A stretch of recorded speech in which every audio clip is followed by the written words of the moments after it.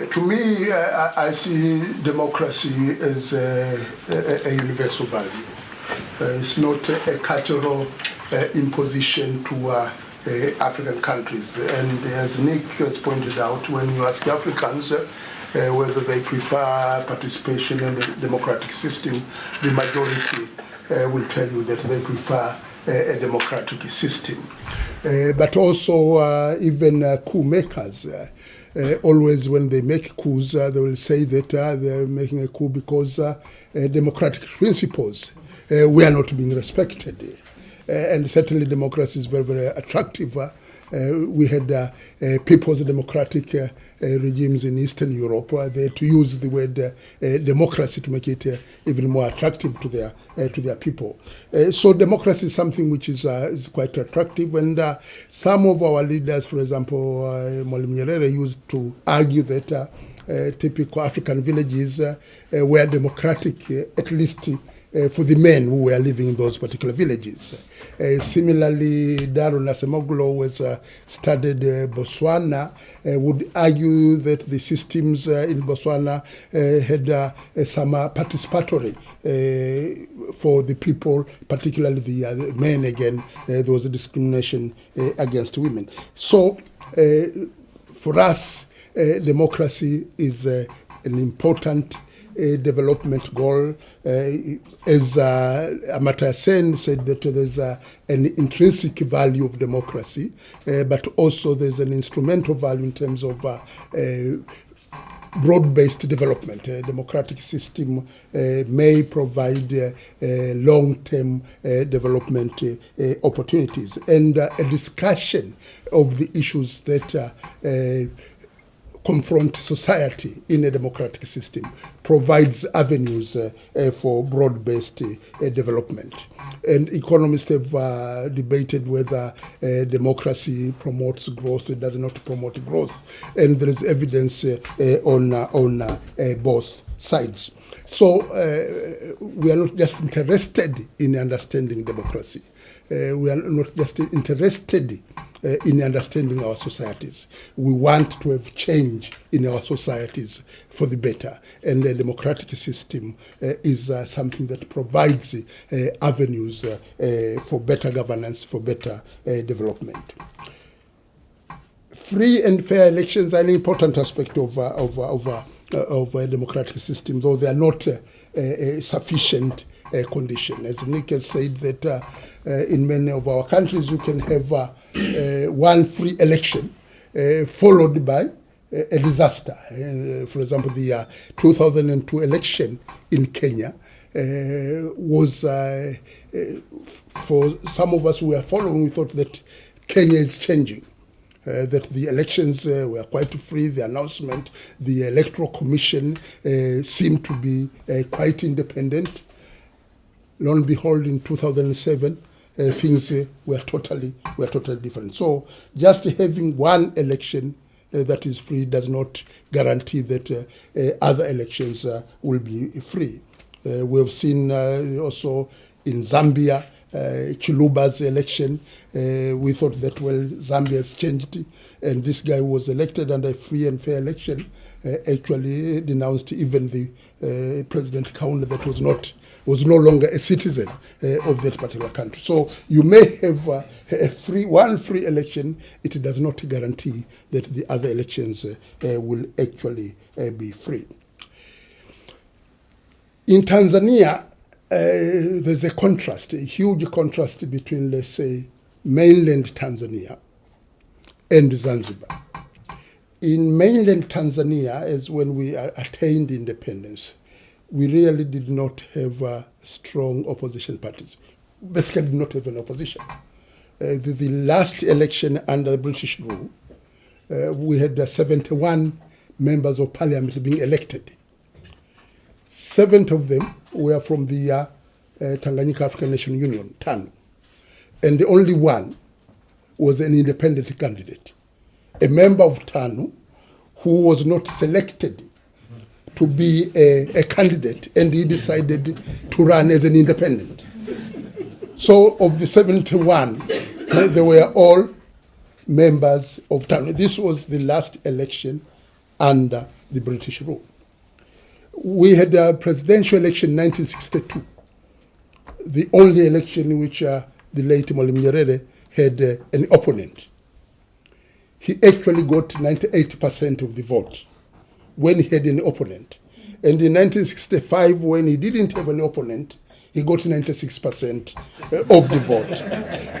So we have this particular problem.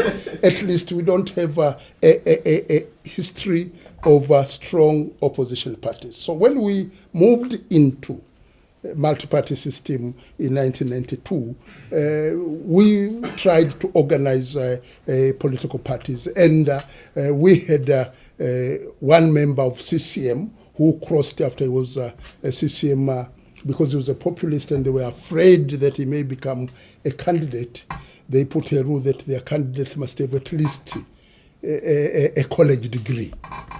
And this guy did not have a college degree, so he moved to the opposition, and was quite popular at that time, and probably he almost won those elections, because our elections, again, because of the management bodies of the elections are neither independent nor competent. They can cook out some of these figures. Because I remember one colleague of mine who ran for the elections in 2005, he was Dr. Mvungi, now is the late Dr. Mvungi, for NCCR Mageuzi, and he went to vote in an election, and the voting place was at the University of Dar es Salaam, and he had 6 members of his family going to vote. And when the results in that polling stations were announced, he had got only 1 vote. So he was wondering that these guys want me to have a fight with my wife. Even my wife had not voted for me in this particular election. So we have problems with the election management bodies. In Zanzibar, on the other hand, Zanzibar, before independence in 1963, had very, very competitive elections. The Afro-Shiraz Party scored, I think, 50% of the vote in 1960 and 54% of the vote in 1963. But because of this system of first past the post, they got 13 seats, and the opposition got 18 seats. Well, the other parties, not the opposition.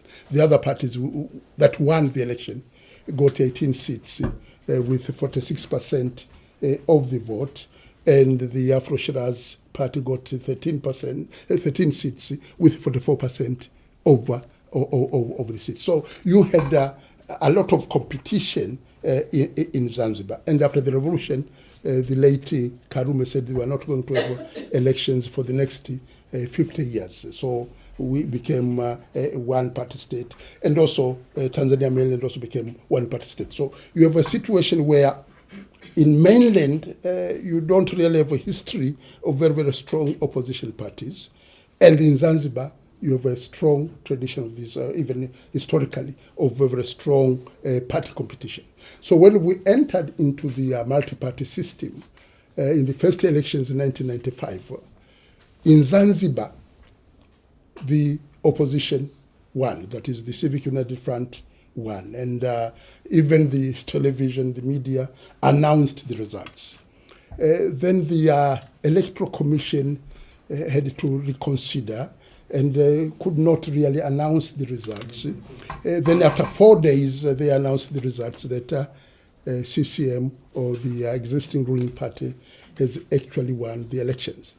So they did not do all the correction when it comes to the parliamentary seats.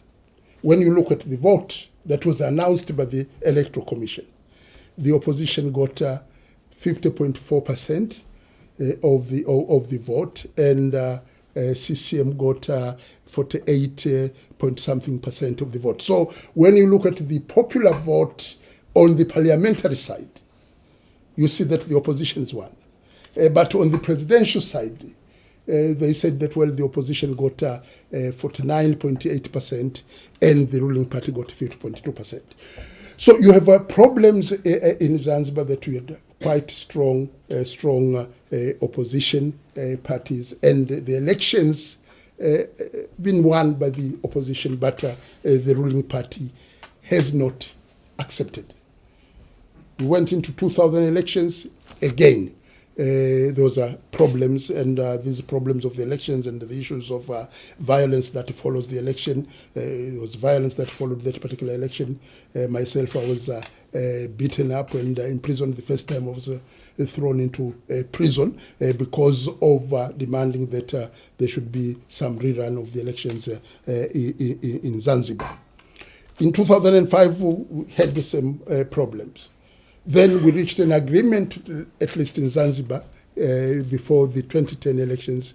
We should have a government of national unity. And this was put into the constitution of Zanzibar, that in Zanzibar we will have elections, and after the elections we will have a government of national unity. Whoever gets more than 5% of the vote should be included in the government of national unity.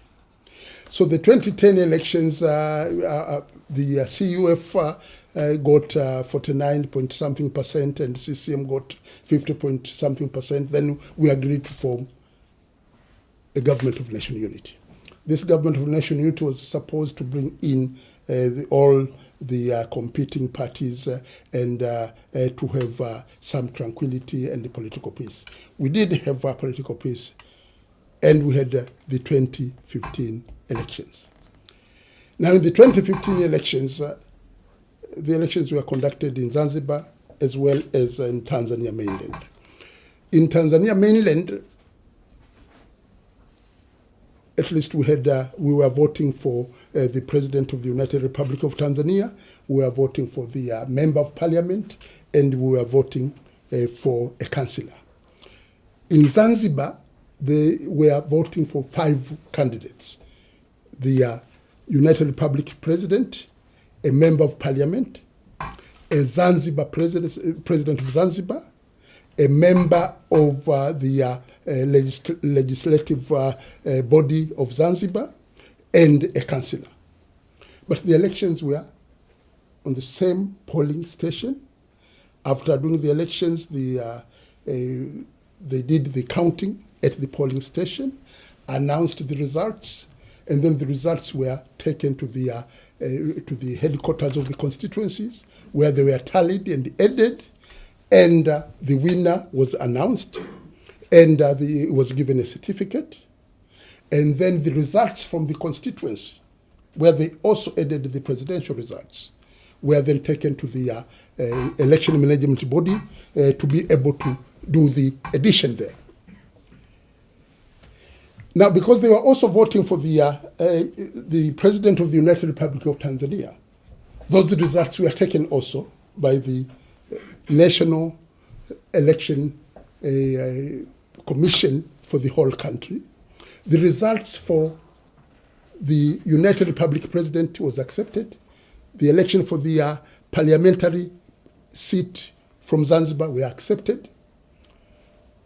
But then the chairman of the Zanzibar Electoral Commission, from nowhere, announced that the Zanzibar election had been cancelled. The results were already out. Every political party had a representative during the edition and had the results. So the results from each constituency were out. And when you add the results, you found that the candidate, the CUF candidate, had 52% of the popular vote. The CCM candidate had 48%. Now, the chairman did not meet with the other members of the commission. He just announced that the results have been cancelled. He did not quote the constitution. He did not quote the election law in Zanzibar, because the constitution does not give authority to the chairman nor to the election commission to cancel elections that have already been set out. And that's another problem we're having. So we have been, and I'm really in favor of these election reforms, constitutional reforms. But you can have constitutional reforms, the existing constitution is not even respected. So we really in a problem in Tanzania, where we now have a government functioning at the United Republic level, but we don't have a government in Zanzibar. And my concern here is that Zanzibar and the East African coast is an area where we have a large Muslim population. I'm a Muslim myself. And if you do not allow, and the good thing is that Zanzibaris participate in these democratic elections, they prefer to have a democratic system. If you do not allow the democratic system to function, the people to have their say, then you are providing avenues for other ideologies of people who do not want elections. So it is extremely critical that we have a solution in Zanzibar. So key issue is that the issue of building democratic structures should certainly be part and parcel of the development agenda. And certainly in Tanzania, as you've argued, that once you have term limits in place, you cannot remove them. We started having term limits with the second president, Ali Hassan Mwinyi. There was a debate of actually removing. Some people were trying to convince President Mwinyi to move out of these term limits because we've entered into the multi-party system. But he didn't accept, and at that time Mwalimu Nyerere was there. Mwalimu Nyerere opposed this. Once one president has respected the term limits, others will follow. And in our own experience, we thought that, well, at least in the second term, a president can indeed do some more political reforms because he is not going to compete himself in the second term. So the President Kikwete at least introduced constitutional reforms in the second term. But he supported the commission to start with. Then there was pressure within his party, and what was proposed by the constitutional reform was not fully implemented. So our challenge now in Tanzania is in fact the Zanzibar issue. If we fail to resolve the Zanzibar issue and complete and announce the results of that particular election, then the key issue will be, is the ruling party really willing to concede once it is defeated? It is easy in Zanzibar for the opposition to organize it as a small place. It is extremely difficult for the mainland part for the opposition to organize. You have 50 polling stations, to have 50,000 polling stations, to have 50,000 polling agents in every station in order to make sure that the elections are not rigged is not an easy issue. But we have a key challenge. Unless we respect the will of the Zanzibaris, it will be extremely difficult to believe that we can have change for the mainland part of the country or for the United Republic of Tanzania. But I still believe that we can resolve these issues. I've been having some discussions with the current president, and I'm still a little bit optimistic that we can resolve the situation by allowing the Zanzibar Electoral Commission, at least the Zanzibar Electoral Commission without the current chairman, the vice chairman can lead the commission and complete the results and announce the results in Zanzibar.